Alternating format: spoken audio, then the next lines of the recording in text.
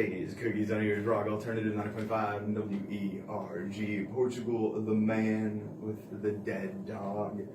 I am Michael. This is Phase Cookies. It is my distinct pleasure and welcome into the studio. Payso, best ever. Hello, sir. What's going on, man? How you doing today? I'm fantastic today. I'm happy to have you on the show. Thank you. Thank you. I'm glad we could work this out. So, for the people that don't know, let's talk a little bit about how you got to be here, not just in the studio proper, but with your music acumen, fostering your own talent, moving in and out of the city. So, where are you from and why are you here now? Well, first of all, Payso best ever. Everybody know, y'all probably know me as Ricardo Powell. Went to Strong Vincent High School. You know what I mean? Actually, you know what I mean? I come from a musical family. You know what I mean? My father was a traveling musician from Erie, Pennsylvania. And basically, I was just trained in the ways of the music artist, the musician ways. And unfortunately, you know what I'm saying, when I got out of school, I took it upon myself to live 100% off what I do for a living through my talents. So, you know what I mean? So it's been going pretty well. Yeah, stick a pin in that because we got to talk about how that works out in a minute. Yeah, but do you like the genetics of it, not only the natural genetics, but coming from a musical family where not only is there live music in the house, but as we all should know, musicians that hang out with other musicians have a wide array of influences in music to have around. And so as a kid, are you listening to everything from all over the place? Yeah, to be honest with you, Metallica's Black Album was a big play. Prince Revolution album was a big play. Like, my father played a lot of front-end records, you know what I mean? So hip-hop didn't really click to me too much until Tupac's Hit 'Em Up. I like the competitive nature behind it, so yeah, definitely. It was a lot of music going on. Did it click at that instance in, I'm in a musical family, and so this is how I'm going to make my art? No. What happened was there was the John F. Kennedy Center back in the day in Erie, Pennsylvania, and they used to have these talent shows, and my dad signed me up for the talent show, and I won. And I basically did my thing, and that marked my first show, and I ain't looked back ever since. So I was just... So how old were you? I was 7 years old at the time.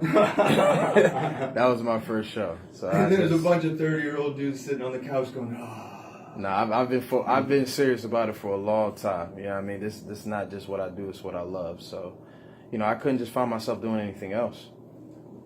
When did you come into your own? You know, because when you're 7, it's one thing. Oh, you know, yeah. When you're 12 is another thing. Well, everyday life. You know, as individuals, you have to work. You got to support yourself. That's just the natural instinct in life. And I wanted to live off what I love to do early. You know what I mean? So, you know, I established very much keen sense on sales and things like that. I'm an excellent salesman. And I've always been good, and you know, having good product and convincing people that what I have was right.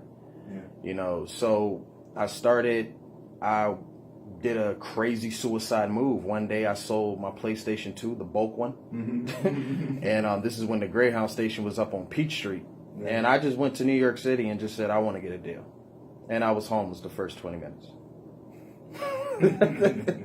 The first 20 minutes, and it was a wake up call, but having psycho thoughts like that, you know what I mean, putting my life on the line is the person that you have here today. So I took a lot of risks and chances, state to state, city to city, being from a small city, trying to make things happen.